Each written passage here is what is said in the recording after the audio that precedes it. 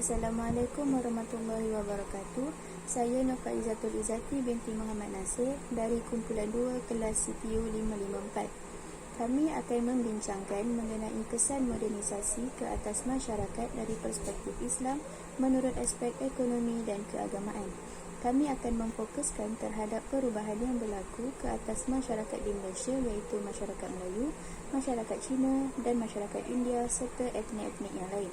Seperti yang kita ketahui, negara Malaysia merupakan sebuah negara yang sentiasa diperkatakan oleh negara lain mengenai kejayaan kita dalam mewujudkan keseimbangan antara kestabilan politik dan pembangunan ekonomi.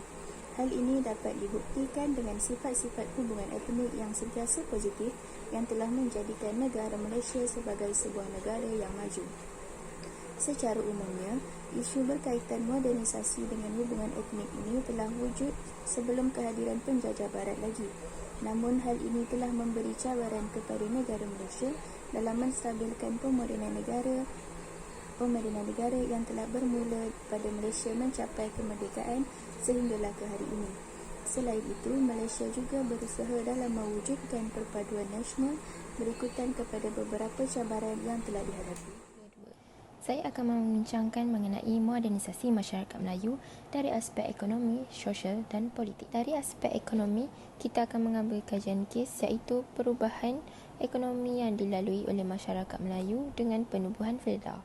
Melalui dasar luar bandar yang dibawa oleh kerajaan, FIRDA merupakan satu ejen yang bertanggungjawab untuk membawa pembangunan dan modernisasi kepada masyarakat Melayu.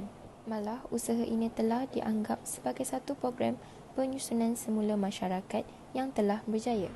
Bukan itu sahaja, FIRDA juga dilihat sebagai penghubung kepada usaha kerajaan dalam meningkatkan sosioekonomi masyarakat luar bandar dalam bidang pertanian. Di aspek sosial pula, kemasukan masyarakat Melayu ke tanah-tanah rancangan telah mengubah ciri bentuk masyarakat baharu. Hal ini demikian kerana peneroka yang datang ke tanah-tanah rancangan ini merupakan peneroka yang mempunyai latar belakang yang berbeza. Jika kita dapat lihat, dalam institusi masyarakat Melayu tradisional, mereka hanya mementingkan institusi kekeluargaan dan persaudaraan. Namun, bila wujudnya hubungan sosial yang baru ini, ia telah mewujudkan hubungan profesional dalam bidang ekonomi moden. Dalam aspek politik pula, kita dapat lihat di kawasan kerajaan, iaitu sistem pentadbirannya disusun mengikut peranan dan tugas. Ianya bermula dengan seorang pengurus, seorang penyelia dan dibantu oleh kaki tangan pentadbiran seperti penyelia ladang dan juga pembantu tadbir. Bukan itu sahaja, pihak pentadbiran FIRDA juga memainkan peranan penuh dalam menentukan dasar dan polisi tanah rancangan berhubung dengan pekerjaan dan juga aspek sosial masyarakat peneroka. Kita berubah pula kepada modernisasi masyarakat India. Dari aspek politik, pada masa inilah rancangan pembangunan negara telah dirancang. Hal ini telah menyebabkan banyak berlaku perubahan dalam sistem pendidikan, pembangunan wilayah dan lain-lain. Semua ini telah melibatkan berbagai etnik demi membangunkan negara.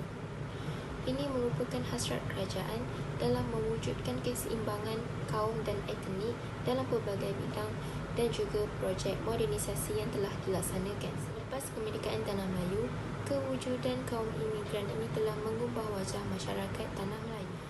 Pergubalan dasar baru telah meningkatkan taraf sekolah-sekolah mereka, iaitu di ladang. Sekolah-sekolah Tamil ini telah dinaik taraf sebagai sekolah jenis kebangsaan Tamil. Hal ini telah menyebabkan berlakunya peristiwa hitam iaitu 13 Mei 1969, iaitu telah menyebabkan banyak nyawa yang terkorban. Hal ini kerana penyusunan semula masyarakat yang telah disusun dan diasingkan mengikut kaum-kaum tertentu. Dari aspek ekonomi, kaum India aktif di Nusantara sebagai pedagang-pedagang dari India dan mereka juga merupakan kaum yang paling dihormati oleh masyarakat lain kerana mahir dalam ilmu arca dan berperanan dalam diplomasi dan juga ilmu laut. Bukan itu sahaja, penaklukan Rajendra Chola dan Empayar Sriwijaya pada abad ke-11 yang menyaksikan banyak kesan yang dapat dilihat sehingga kini seperti Batu Nandi dan Batu Pesuran urat Sungai Mas. Sejak itu, kaum India memainkan peranan yang sangat luas dalam perkembangan Nusantara sebelum kemasukan jajahan asing. Saya jelaskan adalah kesan modernisasi ke atas etnik. Dari sudut politik, negara Malaysia serta masyarakatnya adalah salah satu negara yang menjadi contoh kepada negara-negara dunia ketiga yang lain. Secara ringkasnya, negara dunia ketiga ini merujuk kepada yang tidak berpihak kepada mana-mana blok semasa Perang Dingin. Selepas kejatuhan Blok Timur pada akhir abad ke-20, ia juga menandakan berakhirnya Perang Dingin ini. Definisi negara-negara dunia ketiga juga berubah kerana landscape politik global turut sama berubah.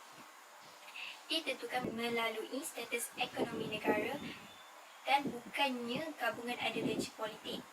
Tetapi, kini negara-negara ini dikenal pasti sebagai negara yang mempunyai ekonomi miskin tetapi membangun. Modernisasi politik dapat dilihat pada pengalaman sistem demokrasi berparlimen, pilihan raya serta penlibatan tiga kaum terbesar dalam politik Malaysia.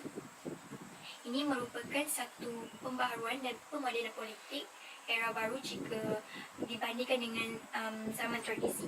Dari segi politik sebelum kemerdekaan, setiap kaum di tanah Melayu mempunyai sistem politik mereka sendiri. Setiap kaum berpaksikan kepentingan kaum masing-masing. Tetapi dengan tertubuhnya Parti Perikatan, hal ini telah membuktikan bahawa tiga kaum terbesar iaitu Melayu, Cina dan India telah menerima idea politik moden di mana setiap parti berlainan bangsa boleh bersatu dalam sebuah parti politik. Integrasi atau pemufakatan ini yang menjadi teras kepada sistem politik di negara kita selama ini. Kelemahannya di situ ialah sistem ini merupakan integrasi elit atau pemimpin yang mewakili setiap etnik di negara berkenaan. Pemufakatan dan kerjasama yang mementingkan kestabilan hanya dipersetujui di kalangan elit. Sebaliknya, di kalangan para penyokong yang berada di bawah kepimpinan mereka berpecah belah. Kegagalan mengawal tingkah laku penyokong dalam pendapatan politik boleh membawa akibat yang amat buruk seperti yang pernah terjadi di negara Malaysia dengan tercetusnya peristiwa 13 Mei 1969. Dari segi ekonomi pula, bermula dengan adanya hubungan perdagangan, pertukaran mata wang, modal dan buruh secara intensif. Faktor yang lebih penting adalah pelibatan masyarakat tempatan dalam ekonomi perdagangan dan perindustrian. Modernisasi masyarakat Cina melalui sudut epistemologi. Kajian identiti semakin penting kepada negara berbilang kaum termasuklah Malaysia yang sedang menjalankan projek pembinaan bangsa. Orang Cina mengidentifikasikan diri mempunyai kesan besar ke atas isu perpaduan Malaysia kerana sebilangan besar antara mereka dalam posisi penduduk di negara ini. Jelas dapat dilihat dalam transformasi budaya niaga usahawan Cina di semenanjung Malaysia. Transformasi ini ialah satu perubahan daripada Pakatan Perniagaan bentuk lama kepada Pakatan bentuk baru. Dasar ekonomi bebas lepas merdeka dalam sebelum DEB telah menggalakkan pelaburan asing dan meningkatkan pembangunan ekonomi negara. Pada masa ini, orang Melayu masih belum bersedia untuk menguruskan perniagaan besar dan moden. Mereka berasa tidak yakin terhadap kuasa ekonomi etnik Cina yang semakin berkembang besar. Dalam zaman ekonomi bebas, usahawan Cina telah dapat mengumpul kekayaan dan mengembangkan perniagaan mereka. Beberapa kumpulan perniagaan yang berjaya membina konglomerat iaitu sejumlah bahagian yang berbeza yang disatukan atau dikelompokkan untuk membentuk keseluruhan tetapi menjadi entiti yang berbeza. Oleh hal yang demikian, pada zaman itu yang terdiri daripada mereka yang menjalin hubungan rapat dengan kerajaan dan ahli-ahli politik yang berpengaruh. Syarikat-syarikat Cina yang berasaskan keluarga sama ada bersaiz kecil maupun besar pada masa itu amat kurang untuk menggajikan pekerja Melayu. Budaya niaga dan zaman itu adalah bersifat eksklusif, meminggirkan bumi putera daripada kumpulan atau rangkaian perniagaan.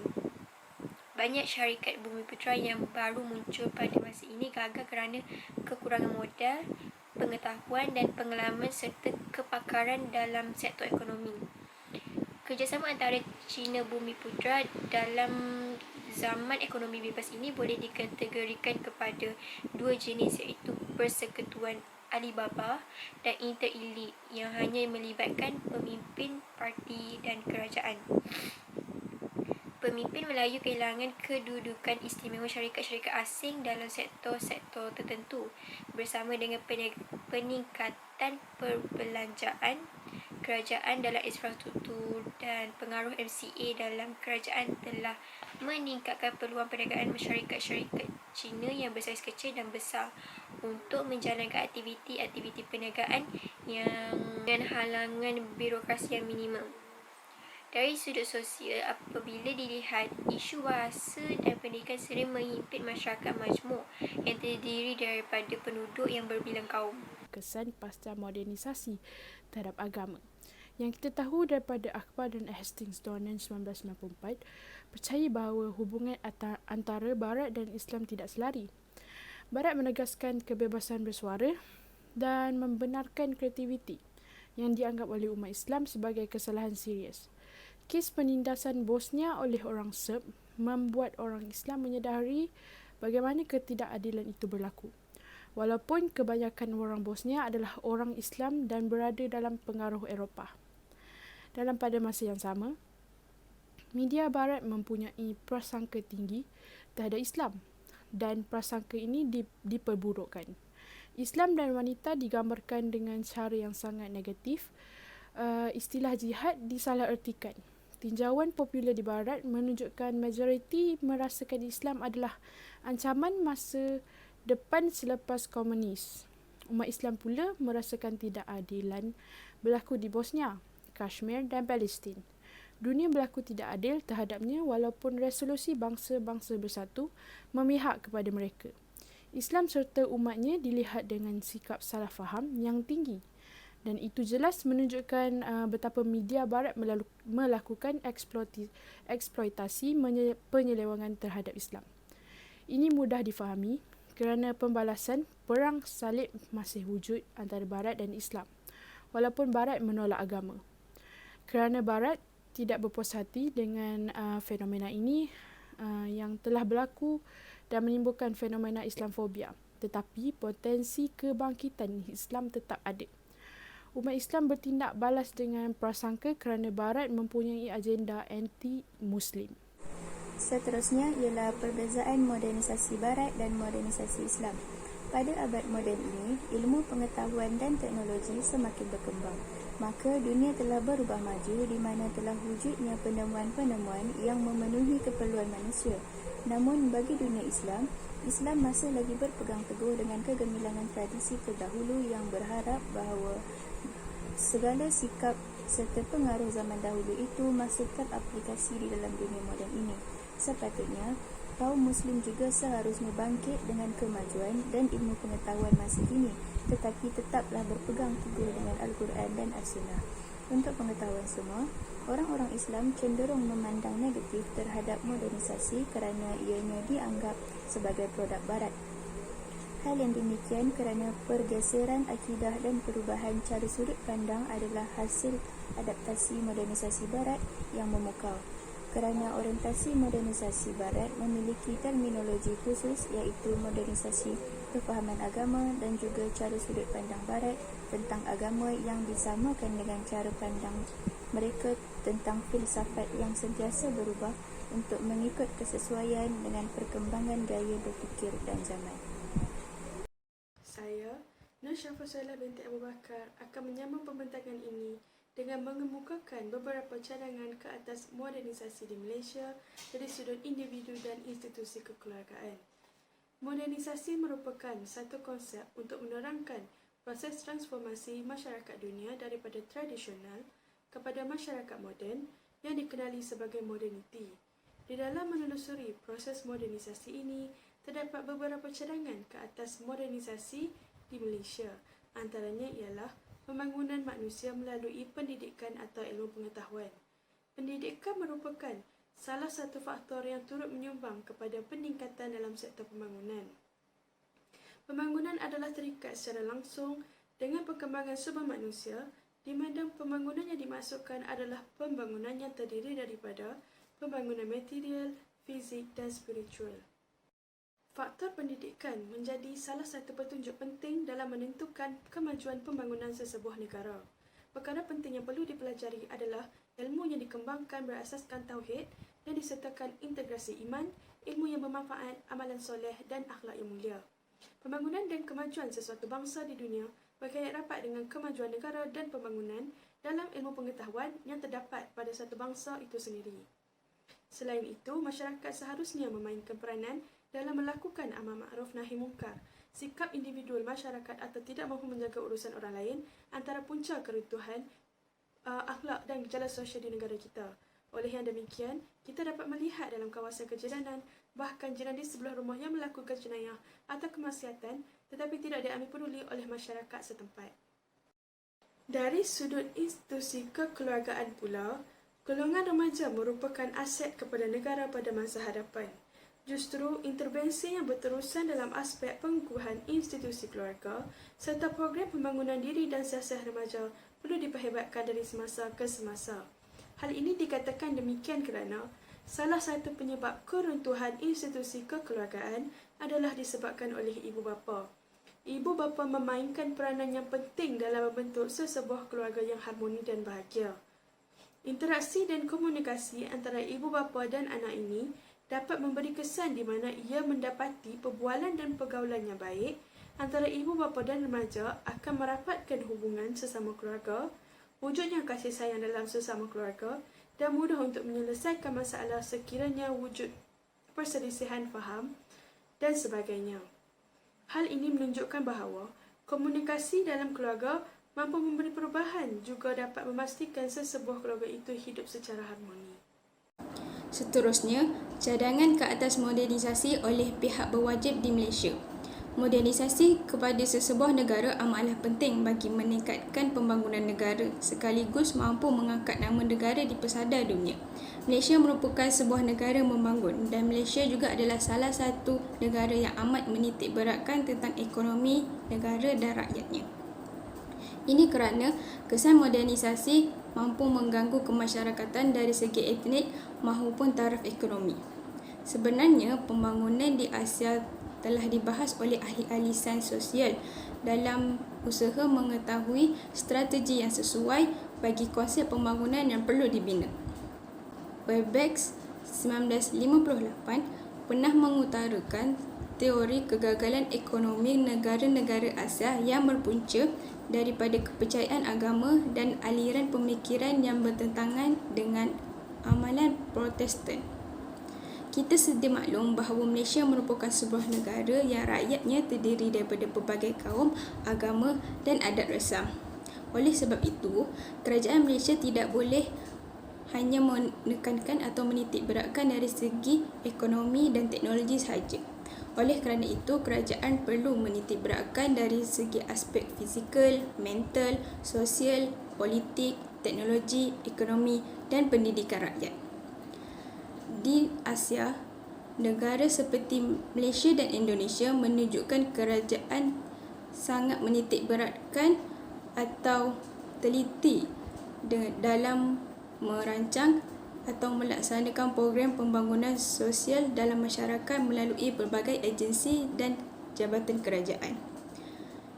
Dengan memahami atau meneliti segala isu dan permasalahan sebelum melancarkan apa sahaja strategi, terutama sekali bagi bina pembangunan, ia mampu memberikan keberkesanan serta manfaat yang positif. Kesimpulannya, sesebuah negara yang ingin melaksanakan strategi modernisasi perlulah mendapat sokongan dan kerjasama daripada rakyatnya supaya strategi yang dilaksanakan berjalan dengan lancar. Seperti masyarakat dan negara Malaysia pernah dijadikan role model atau teladan yang baik kepada sebahagian negara-negara membangun di seluruh dunia. Malaysia merupakan antara negara yang boleh dicontohi kebaikannya.